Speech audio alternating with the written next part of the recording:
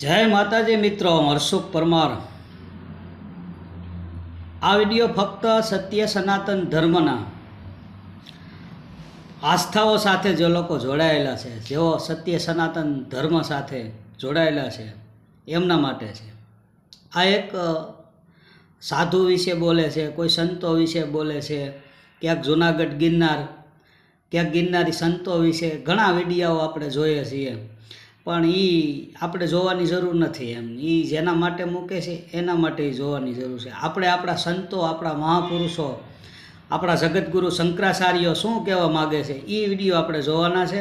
નહીંતર ઘણા વિડીયો જોઈએ ને તો આપણા મગજ બગડે એમ, એટલે આપણા મગજની અંદર બીજા ઓરાઓ ન ઘરે, એના માટે આપણે એમાં કાંઈ જોવાની જરૂર નથી। એના વ્યૂ વધારવા માટે હમણાં એક એવી ફેશન ચાલી રહી છે કે વિડીયો બનાવો ને પછી એમાં વ્યૂ વધવા ને એ શેર વધારે થવા ને એમાંથી 5 પૈસા કમાવા, એમાં આપણે પડવાની જરૂર નથી। આપણે આપણા સાધુ સંતો શું કહે છે, આપણો ધર્મ કેમ ટકી રહે, અંગ્રેજોનું આક્રમણ થયું, મોંગલોનું આક્રમણ થયું ત્યારે આપણા બાપ દાદાઓએ આ હિન્દુ સંસ્કૃતિને જાળવી રાખી છે, તો આજે આપણે એ જાળવવું એ આપણી ફરજમાં આવે છે।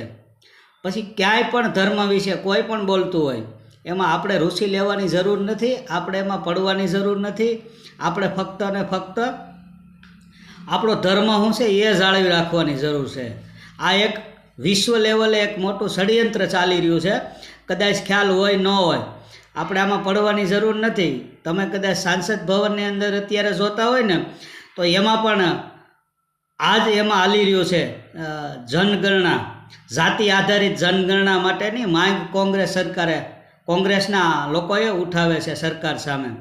શા માટે જાતિ આધારિત જનગણના? શા માટે જાતિ આધારિત, ધર્મને આધારિત આ દેશના વિભાજન થઈ ગયા છે, તમને અને મને બધાને ખબર છે। તો હવે જાતિ આધારિત શા માટે? એમ એ વસ્તી ગણતરી શા માટે? કારણ કે આ દેશ છે ને હિન્દુ રાષ્ટ્ર થઈ રહેવા માટે જઈ રહ્યો છે એ દિશામાં, એને રોકવા માટેનું આ બહુ મોટું ષડયંત્ર ચાલી રહ્યું છે।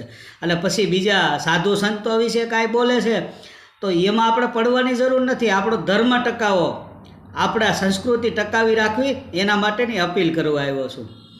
આ એક ષડયંત્ર છે હિન્દુ રાષ્ટ્ર ન થવા માટેનું, માટે બીજામાં પડવાની જરૂર નથી। આપણો ધર્મ સાચવીને બેહવું એવી મારી નમ્ર વિનંતી છે। હું ફરી એક વિડીયો બીજો બનાવવાનો છું, આના માટે જ બનાવવાનો છું। ભારત માતા કી જય, જય ગરવી ગુજરાત, જય માતાજી।